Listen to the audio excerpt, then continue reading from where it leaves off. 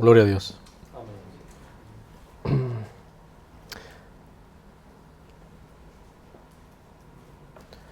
Amado, vamos a buscar en Romanos 4, capítulo 4.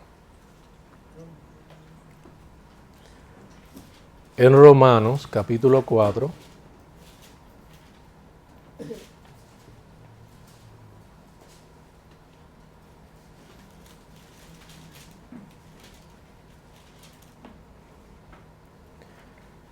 Vamos a considerar a partir del verso 1 algunos versículos de Romanos capítulo 4. Amén. En Romanos capítulo 4, a partir del verso 1, leemos: ¿Qué diremos entonces? Que halló Abraham nuestro padre según la carne. Porque si Abraham fue justificado por las obras, tiene de qué jactarse, pero no para con Dios. Porque, ¿qué dice la Escritura? Y creyó Abraham a Dios, y le fue contado por justicia. Ahora bien, al que trabaja, el salario no se le cuenta como favor, sino como deuda. Mas al que no trabaja, pero cree en aquel que justifica al impío, su fe se le cuenta por justicia. Como también David habla de la bendición que viene sobre el hombre a quien Dios atribuye justicia aparte de las obras. Bienaventurados aquellos cuyas iniquidades han sido perdonadas y cuyos pecados han sido cubiertos. Bienaventurado el hombre cuyo pecado el Señor no tomará en cuenta. ¿Es pues esta bendición solo para los circuncisos o también para los incircuncisos?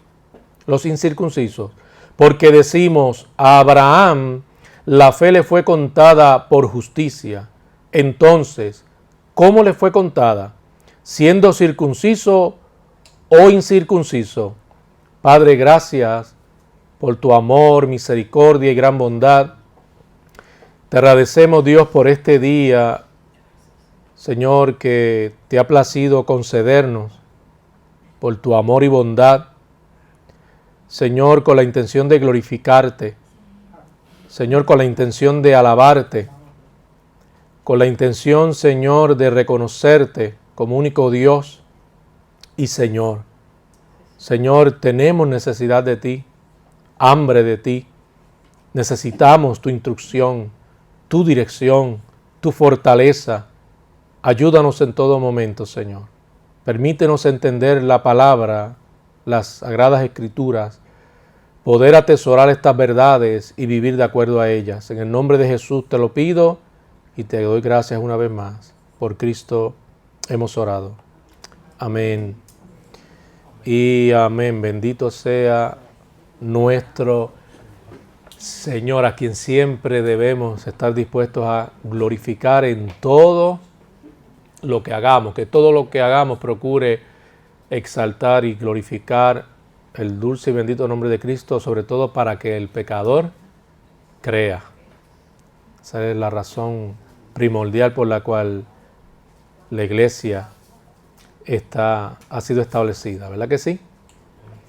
El apóstol Pablo explica cómo Dios justifica, cómo en otras palabras declara justo a los impíos mediante la muerte y resurrección de Cristo. Es decir, no se admite ningún otro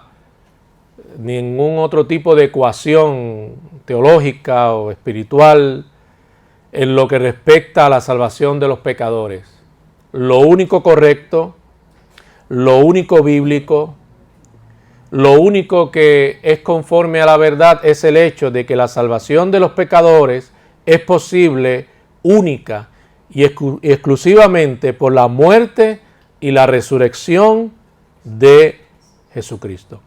El término salvación es un término bastante amplio que viene a incluir todo lo que Dios hace por el creyente, es decir, por aquellos que se han adherido a Cristo mediante la fe que han depositado en su suficiencia. Cuando hablamos de su suficiencia, hacemos referencia a su sacrificio perfecto en la cruz.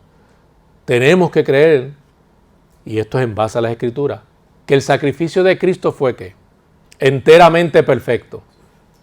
Satisfizo la demanda de Dios, porque en Él no había pecado. Por lo tanto, su sacrificio es más que confiable, ¿verdad? Y en ese sentido, amado, estamos más que seguros, o al menos debemos de estar como cristianos, más que seguros en cuanto a lo que la verdad declara al respecto sobre este particular. Así es que la salvación es un término amplio, incluye todo lo que Dios hace, como les decía, por el creyente. La justificación es un término, como le había comentado el domingo pasado, y creo que el domingo anterior también, antipasado también, es un término más legal. Tiene que ver más con la posición en la que se encuentra ahora esa persona que ha sido justificada a los ojos de Dios, ¿verdad?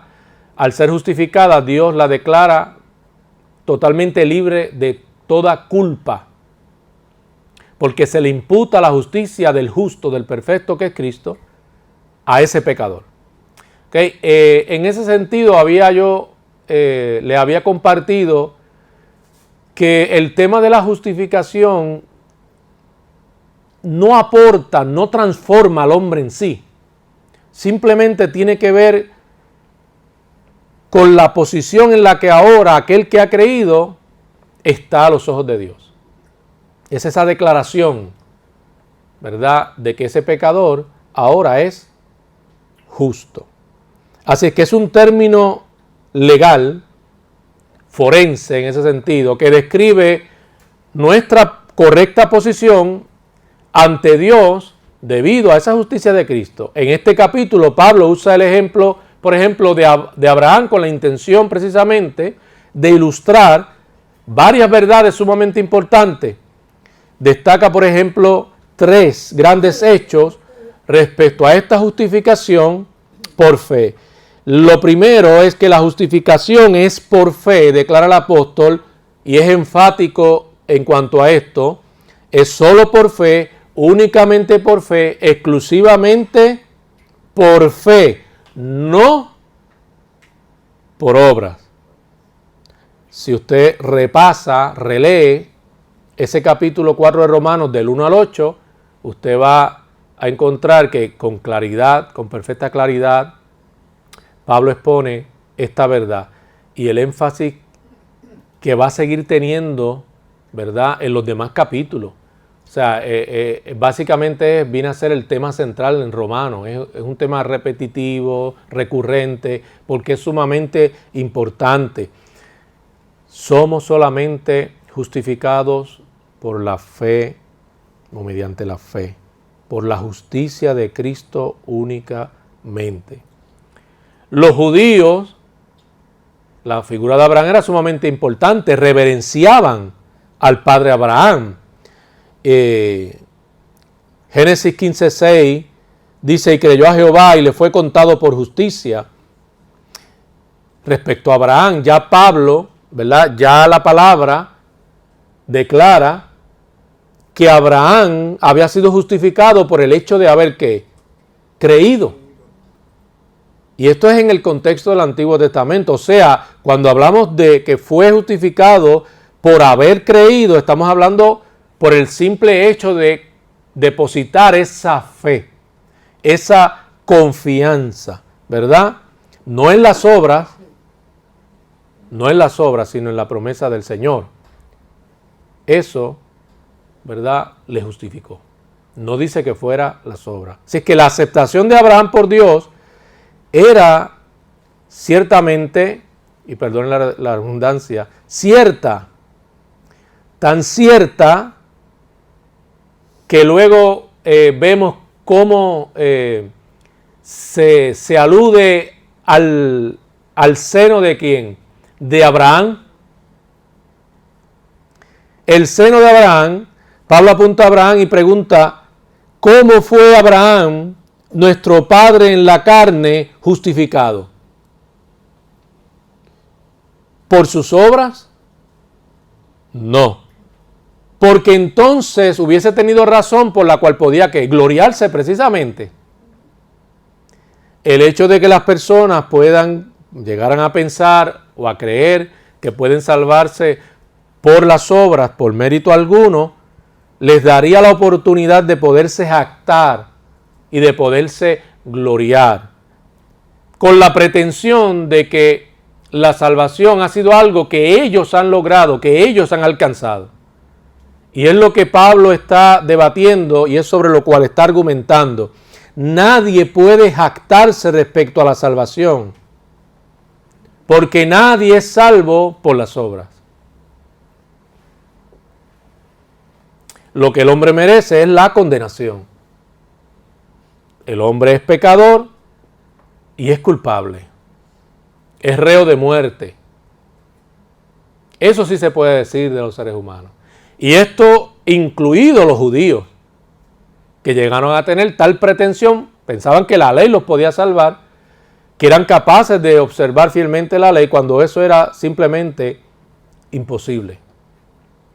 Nadie podía cumplir cabalmente con la ley. Entonces, cuando se trae esta figura tan importante, ¿verdad? Y Pablo habla respecto a Abraham, precisamente por la importancia que tiene para los judíos, y respecto a Abraham les deja saber que Abraham mismo no fue salvo o justificado, que es el término que emplea, por las obras, sino que lo fue por la fe. Así es que cuando alude a Abraham y trae a colación la pregunta de cómo fue este justificado, aclara que no fue por las obras. Así es que Abraham no tenía manera alguna en la cual pudiese gloriarse respecto a la salvación, o respecto a la justificación, o respecto a la posición de estar en una correcta relación con Dios. Aparte de que no hay ningún dato, ningún registro en el Antiguo Testamento, ¿verdad?, que sugiera tal cosa, de que Abraham, en definitiva, sí se haya jactado porque llegó a entender o llegó a pensar que había sido salvo o que se encontraba bien ante los ojos de Dios por sus méritos, por haber hecho algo de manera correcta. ¿Qué dice la Escritura? Abraham creyó a Dios. Dice, Abraham creyó. O sea que el don de la justicia no vino mediante las obras, sino por la fe en la palabra revelada de Dios a la vida de Abraham.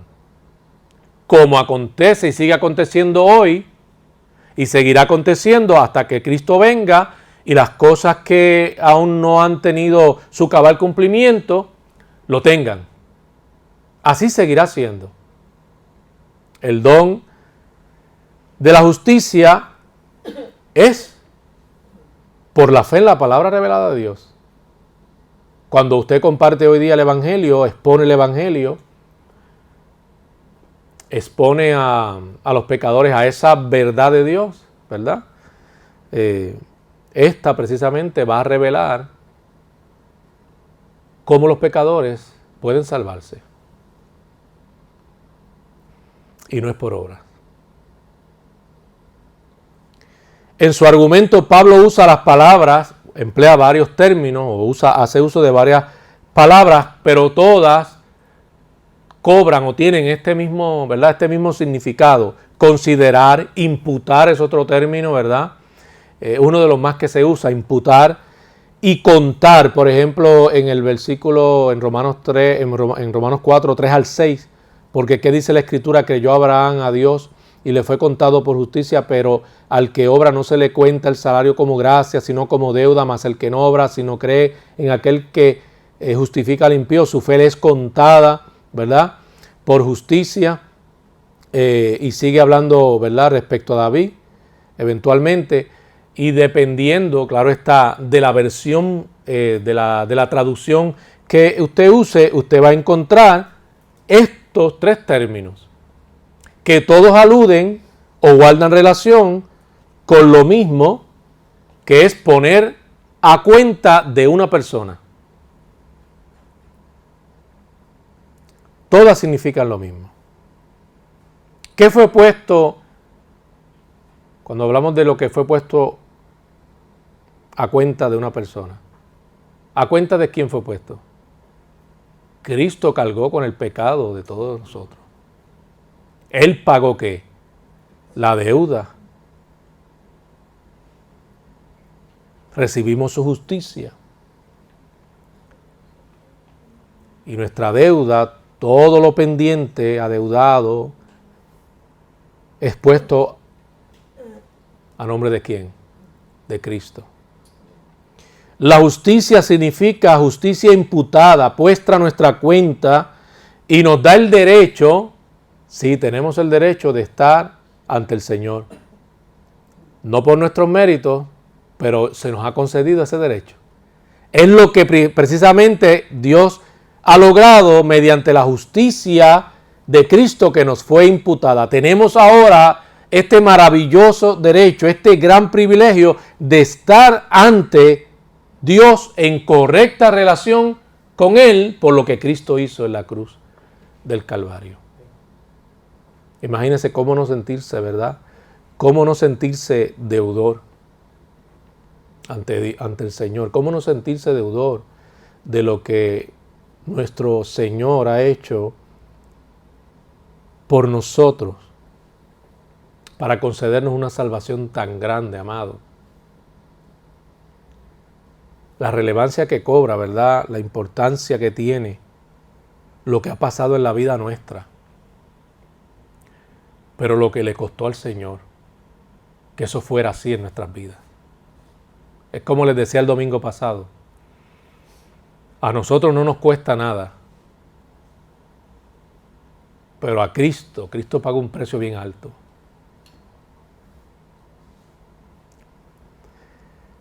Así es que esta justicia nos fue imputada y nos ha dado el derecho de estar ante Dios. Por ejemplo, cuando hablamos de la santificación, la misma significa justicia impartida, algo que es hecho parte de nuestra vida. Esta es hecha parte de nuestra vida y nos da una posición correcta ante los hombres. Cuando hablamos de la santificación, de modo que estos crean que somos cristianos, que sea evidente esa operación sobrenatural que ha tenido lugar en nuestra vida, lo que ha acontecido, lo que Dios ha hecho, ¿verdad?, posible en nosotros, debe ser evidente ante aquellos a quienes Dios también desea salvar. Eso es una especie de testimonio. Nuestra vida renovada, nuestra nueva vida testifica a los hombres que somos de Cristo. Ambas cosas son parte de la salvación, como argumenta Santiago en el capítulo 2, 14 en adelante, donde Santiago dice: ¿de qué sirve decir que tengo fe en Dios si mi vida no revela precisamente esa fidelidad a Él?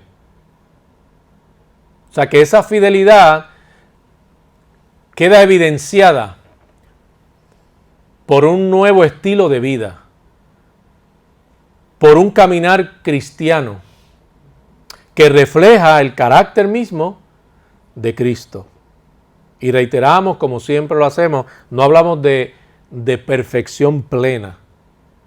Seguimos siendo pecadores que siguen en un proceso continuo de cambio, de transformación, donde Dios sigue obrando en la vida de cada uno de nosotros. En el Nuevo Testamento aprendemos que la santidad, por ejemplo, es crecimiento en perfección, pero en perfección espiritual y moral que involucra la persona completa.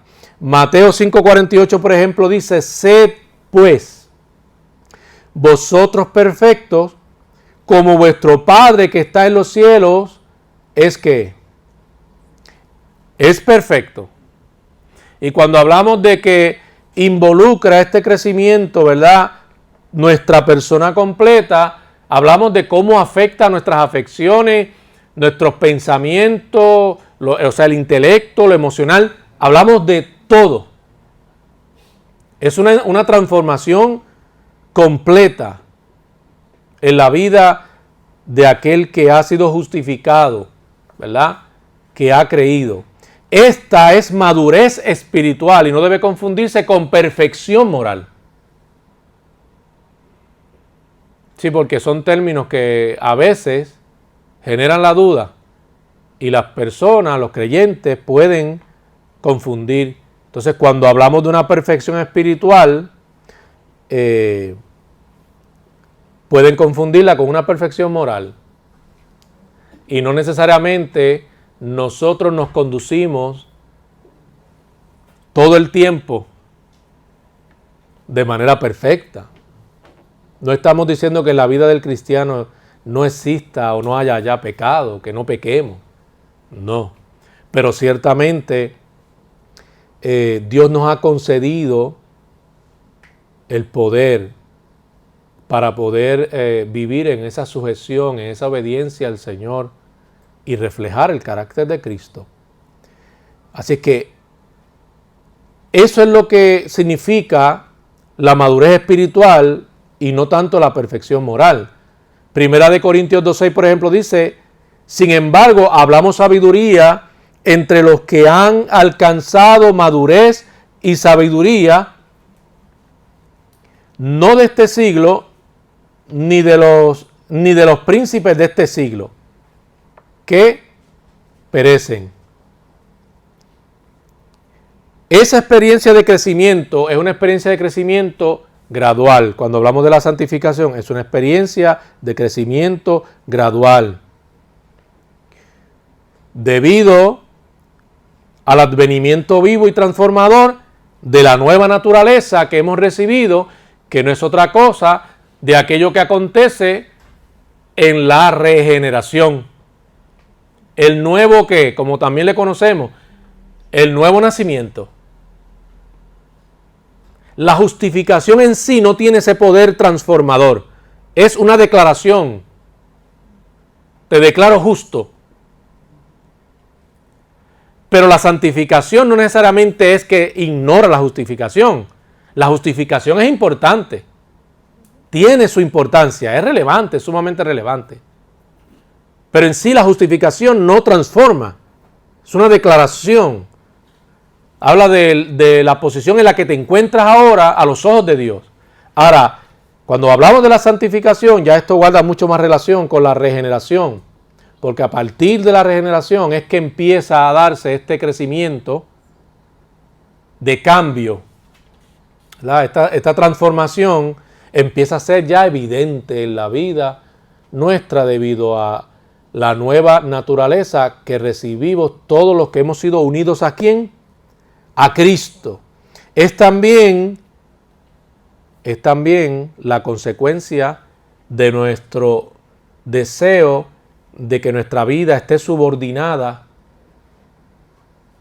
porque deseamos obedecer, ¿verdad?, a Cristo, deseamos sujetarnos a su señorío. Así que en la santificación también es importante el rol que desempeña el cristiano mismo. O sea que nosotros también tenemos que rendir nuestra voluntad continuamente, tenemos que anhelar continuamente, tenemos que desear continuamente el ser hecho a la semejanza de ¿quién? De Cristo. Y cuando esa intención está y ese deseo es evidente en la vida del que profesa la fe cristiana, queda notablemente evidenciado porque esa entrega se hace evidente a los ojos de los demás. Hay un deseo de aprender, hay un deseo de ser conformado a la imagen de Cristo. Hay un deseo de vivir de acuerdo a esa palabra. Es lo que ahorita le mencioné, ¿verdad? Que Pablo también incluye y que es el argumento de entonces de Santiago, que no contradice, ¿verdad?, a Pablo, de que la verdadera fe, ¿verdad?, se hace evidente. Porque la consecuencia de esa fe es un cambio real, significativo en la vida del que ha creído, que es sumamente notable. O sea, no es que simplemente alguien asintió a una verdad y dijo, sí, creo, eso es cierto. No.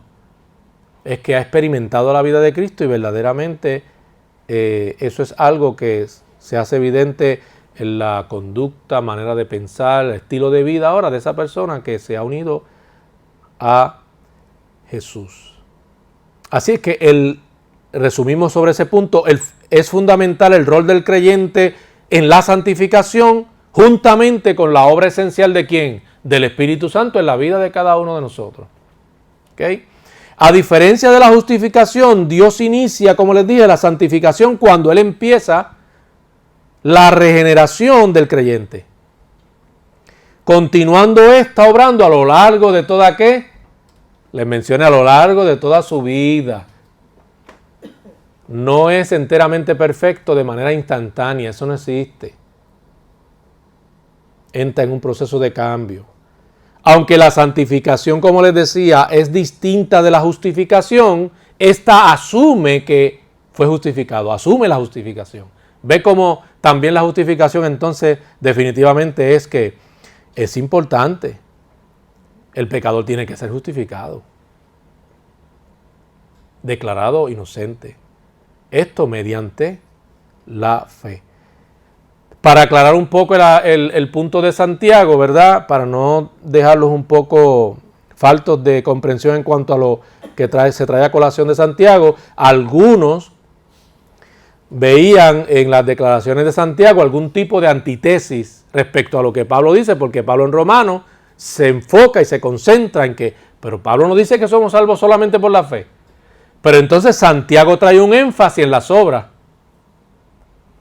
Y algunos empezaron, ¿verdad? Estudiosos empezaron a creer que Santiago argumentaba en contra de Pablo, pero nada que ver. Santiago es un escrito que es más pragmático. Santiago se va más a elaborar argumentos que guardan relación con aquella práctica cristiana que pone en evidencia que alguien de verdad es que ha sido salvo. Y al tener ese enfoque más pragmático, pues se deduce, se sobreentiende que Santiago no está debatiendo a Pablo, ni está en contra de Pablo. Así es que pudiéramos más bien afirmar que una verdad complementa ¿qué? La otra, amado.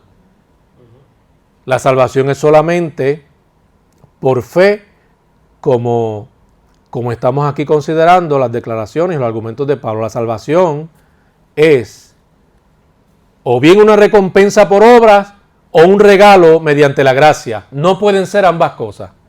Eso es lo que Pablo quiere, es lo que Pablo quiere que piensen. Pues por las obras no es. Ha argumentado y ha expuesto con evidencia que por las obras no es, que solamente se es salvo por la fe. Los judíos pensaban que Dios se basaba en las obras para justificar a los religiosos, pero no se basaba en las obras. Pablo ha demostrado que el padre Abraham se salvó por la fe.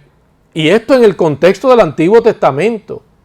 Luego Pablo incluso trae a colación, ¿verdad?, a David y cita el Salmo 32, 1 y 2, que dice rapidito, bienaventurado aquel cuya transgresión ha sido perdonada y cubierto su pecado. Bienaventurado el hombre a quien Jehová no culpa de iniquidad y en cuyo espíritu no hay engaño. Y esto lo hace para demostrar que el gran rey de Israel, una figura también importante, enseñó, o sea, ya en el contexto del Antiguo Testamento, enseñó la justificación por la fe. El propio David deduce, entiende que la justificación era por la fe aparte de las obras, no era por las obras. Dios no imputa el pecado a nuestra cuenta, por eso se cargó a la cuenta ¿de quién? De Cristo, 2 de Corintios 5:21, al que no conoció pecado, hablando de Jesús, por nosotros lo hizo pecado, para que nosotros fuéramos hechos justicia de Dios en él. Esa cita es poderosa. Esa cita está, amado, cargada de, wow, es increíble lo que Dios ha hecho por nosotros, lo que el Señor ha hecho por nosotros. Él imputa la justicia de Cristo a nuestra cuenta puramente sobre la base de la gracia. No hay lugar para creer que somos salvos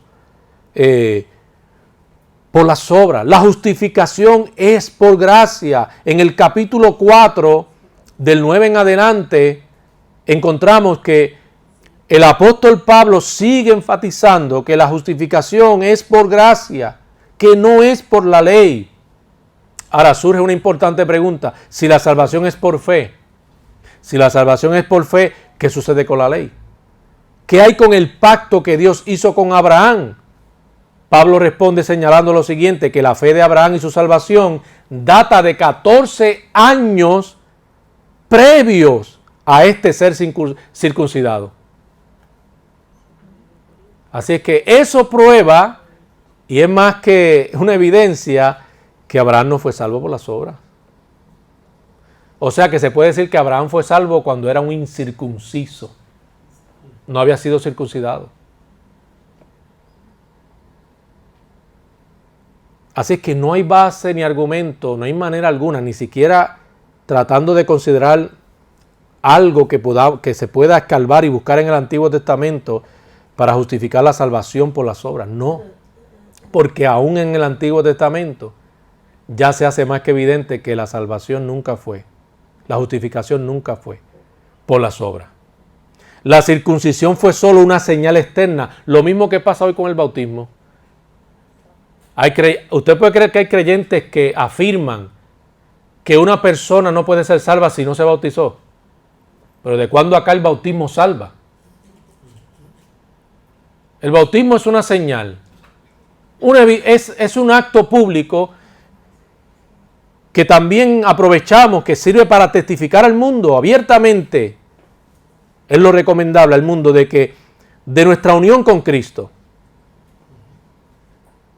de nuestra salvación, pero no salva. Si alguien por convicción genuina acepta ahora mismo a Cristo y a los 30 minutos murió, que no pudo ser bautizado, o sea, no se salvó porque no lo llegaron a bautizar. Es necesario que velemos por todo lo que la Escritura nos enseña que es importante, ¿verdad? Que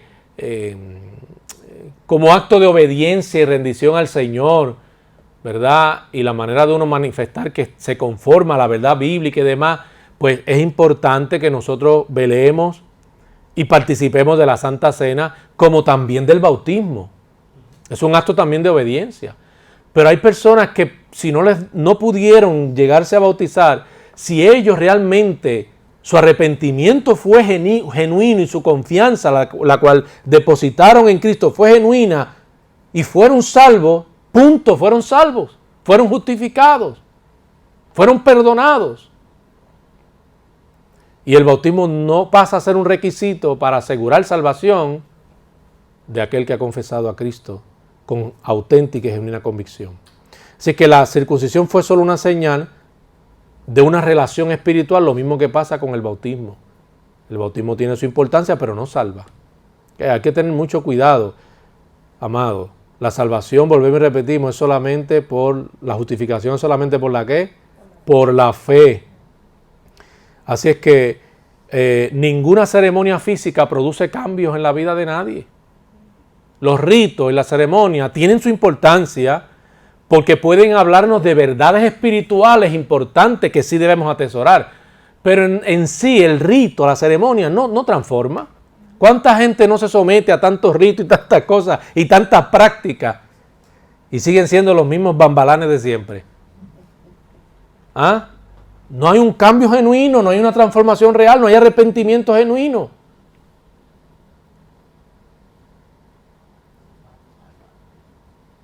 El hombre no puede reformarse a sí mismo. Solo Cristo tiene el poder de transformar al hombre. Lo justifica primero, lo declara justo, santo, y al acontecer la regeneración en la vida de este pecador, empieza un cambio que es evidente de verdad. Esa persona no vuelve a ser la misma. Si sigue siendo el mismo, es porque nunca realmente experimentó la salvación, nunca fue salvo. Así que ninguna ceremonia puede producir cambios espirituales. Los judíos de los días de Pablo, como muchos religiosos hoy día, ¿verdad? Confían mucho en la ceremonia. Por eso usted ve muchas iglesias y muchas prácticas religiosas que instan a las personas a velar por los símbolos, por los santos, por un montón de cosas, de ritos y cosas que no tienen importancia y que no salvan, amado. En vez de simplemente exponer la verdad y hacer entender a los seres humanos que todos son pecadores, que todos son culpables, que no hay ni uno bueno, declara el Señor, ni uno, y que solo pueden ser salvos por la justicia de el perfecto, que es Jesucristo.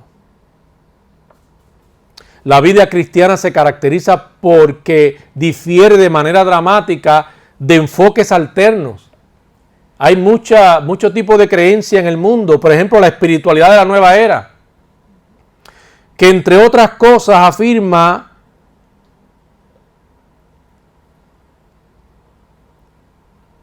que no hay un estándar objetivo. No hay estándar objetivo, como tampoco la necesidad de la transformación de la pecaminosidad. Es algo que no es necesario, porque es una creencia que postula y sostiene que la santidad no tiene un estándar objetivo trascendente, porque el ser, la persona, ya es divina. Es una espiritualidad ecléctica que reúne, concilia valores e ideas de diversas creencias de naturaleza sobre todo oriental y panteísta.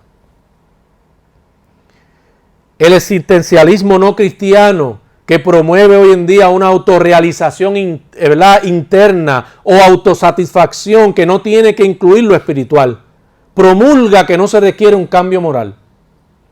No hay nada malo conmigo y no necesito cambiar nada, en mi vida todo está bien.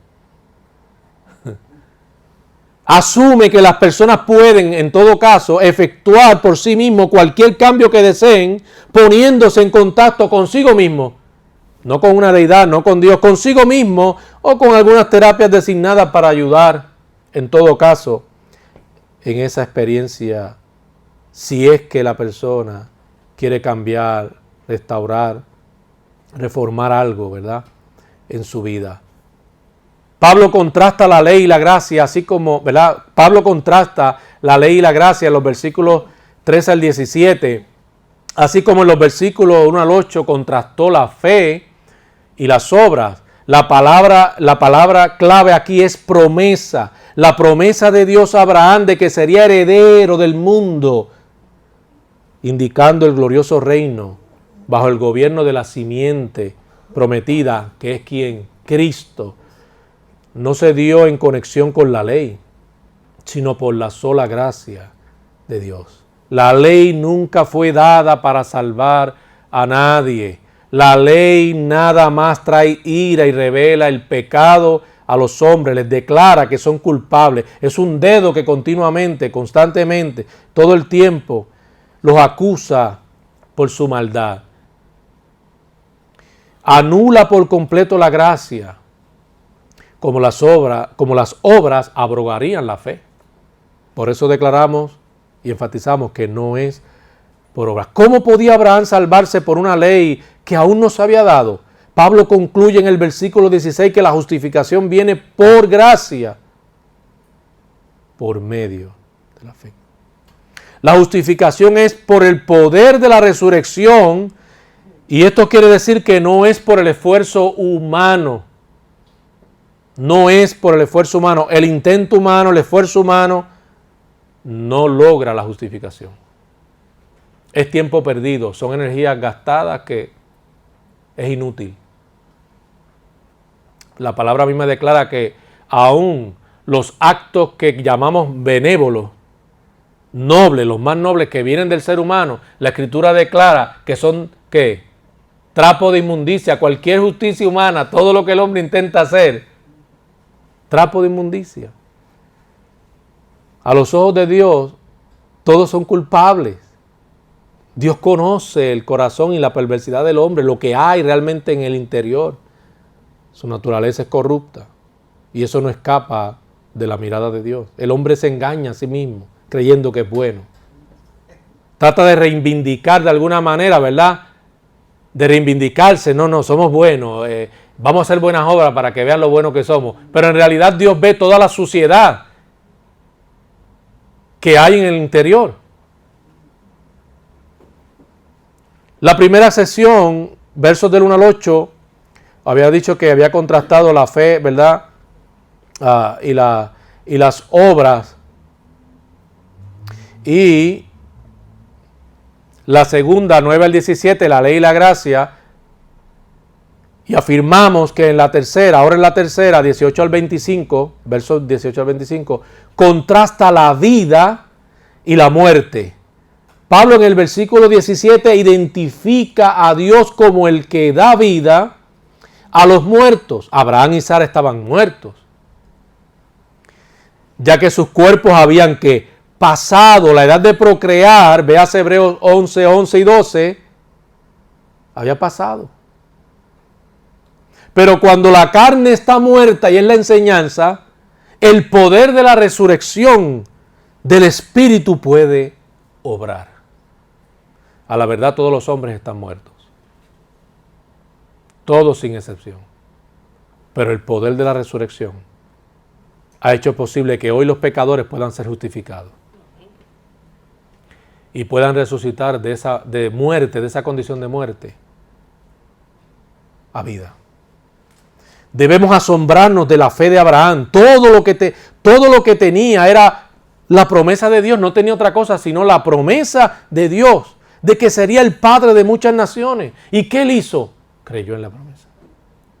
Creyó la promesa, dio la gloria a Dios y recibió la bendición. Contra todo pronóstico. Si Dios lo dijo así, él decidió confiar. Una perfecta ilustración del milagro de la salvación. Porque la salvación es un milagro. La gente quiere ver milagros. El milagro más extraordinario es la salvación. Dios resucitando muertos. Una verdadera resurrección, amados. Dios resucitando muertos. Transformando ese pecador. Cuando llegamos al final de nuestros recursos, admitimos que estamos muertos. Muchas veces, hablando de la adversidad, pero quizá ahora en un sentido un poco diferente, enfocándola a los pecadores. Muchas veces Dios también sí permite situaciones bien difíciles, quizás hasta algo trágicas en la vida de personas a los cuales desea advertir por amor y por el deseo de salvarlos, a fin de que admitan que están muertos y que hay una gran necesidad que supera cualquier otra en la vida de ser resucitado y que es algo urgente, amado. Es vida o muerte. La gente no entiende, es vida o muerte. La gente está enfocada en lo material, en las cosas pasajeras, temporales, pero no están pensando en lo eterno. Todo lo que coseche, ¿de qué sirve al final? Si lo más importante lo descuidaste. Esas cosas no te acompañarán cuando mueras, no te librarán de la muerte, no pueden salvarte. Quizás te permitan gozar de un buen estilo de vida mientras viva, que solo Dios sabe el tiempo que vivas. Pero ¿y qué será luego cuando muera? La gente tiene que reflexionar más sobre la eternidad y dejar de pensar un poco en las cosas pasajeras. Porque esa es una realidad que le va a acontecer. Aunque huyan de la realidad de la muerte y lo que vendrá, eso va a pasar. Y qué triste morir sin haber sido reconciliados. Cuando llegamos al final de nuestros recursos, admitir que estamos muertos, que Dios siga permitiendo, mire, la oración nuestra debe ser, que Dios siga permitiendo, por el bien del pecador que ciego no logra ver cuál es realmente su gran necesidad, que Dios siga permitiendo, si esto lo llevará a salvación, que Dios siga permitiendo que los recursos se agoten y que esto los lleve a una reflexión más profunda de admitir que están muertos y perdidos sin Cristo. Dios puede darnos vida de entre los muertos y una nueva vida y una perfecta posición delante de Él, y de hecho eso es lo que quiere conceder y otorgar a los pecadores. Fue la simple fe de Abraham a la palabra de Dios lo que le justificó, y así es como los pecadores son justificados hoy. Amado, la simple fe de Abraham lo justificó. Dios lo que invita al pecador es a creer, que reconozca que están muertos, lejos de Dios, condenados por sus pecados, pero que esa no tiene por qué ser su realidad. Su destino no tiene que ser la condenación eterna, porque Dios proveyó para que no fuera así. Antes de pensar en las demás cosas, el hombre debe pensar primero: ¿y qué pasará conmigo si yo muero? Lo primero que debe resolver, lo primero que tiene que solucionar, lo primero que tiene que resolverse en la vida de todo ser humano es aquello que tiene que ver con lo eterno. Antes de proseguir a cualquier otra cosa, el hombre debe hacer un alto y reflexionar: yo voy a morir, eso va a venir. ¿Qué será de mi vida cuando yo muera? ¿Qué va a pasar si yo muero ahora mismo? Todo acabará allí en la fosa. Eso voy a aceptar como verdad. Algo tan ilógico, tan irreal, tan absurdo. Que todo acaba allí. Que no hay un Dios verdadero. O sea, que la vida no trasciende. Más allá de esto no hay nada más. No, amado, por favor. Claro, el enemigo eso es lo que quiere que la gente crea. Goza todo lo que pueda, porque ya después que muere no viene nada más. Somos salvos de la misma manera que Abraham, que él se salvó por fe. Nótese cuán importante es en Romanos la palabra creer. Aparece en varias ocasiones. Romanos 1:16, 3:22, 26, 4:3, el verso 24 también, capítulo 5, verso 1, capítulo 10, verso 4, y del 9 al 10. Y en muchos otros también se incluye. Cuando un pecador cree la promesa de Dios en la palabra, el mismo poder de resurrección entra en su vida y llega a ser cristiano, o le hace ser cristiano, un hijo de Dios, así como Abraham lo fue. Debemos confesar que estamos muertos. El pecador necesita primero confesar, entender que está muerto, y entonces creer en Cristo, creer que Cristo, está vivo y lo puede salvar. El versículo 25 dice, explica la base para la justificación, la muerte y la resurrección de Cristo. La justificación es posible por la muerte y la resurrección de Cristo. Como Pablo en otro contexto afirma que vana resultaría la fe del cristiano si Cristo no hubiera resucitado, ciertamente. Pero Él murió y lo maravilloso es que resucitó. Y ese es un detalle en el que Pablo ya luego en el capítulo 5 de Romanos entra y aborda con más amplitud. El hecho de que Él murió, de que Cristo murió, prueba que fuimos pecadores. El hecho de que Dios le levantó de los muertos, prueba que hemos sido justificados por su sangre. La justificación, cerramos, es asunto del poder de la resurrección y no del débil esfuerzo humano. Amado, hemos sido declarados justos. Regocijémonos y demos gracias a Dios todos los días de nuestra vida. Y entendiendo esto, amemos a Dios con una pasión renovada. Cada día de parte nuestra esté la intención de amar a Dios con todo el corazón y con toda la fuerza, de dedicar más tiempo al Señor y su obra, sabiendo que hay tantas personas que necesitan ser salvas. Que Dios les bendiga, que Dios les continúe bendiciendo, amado.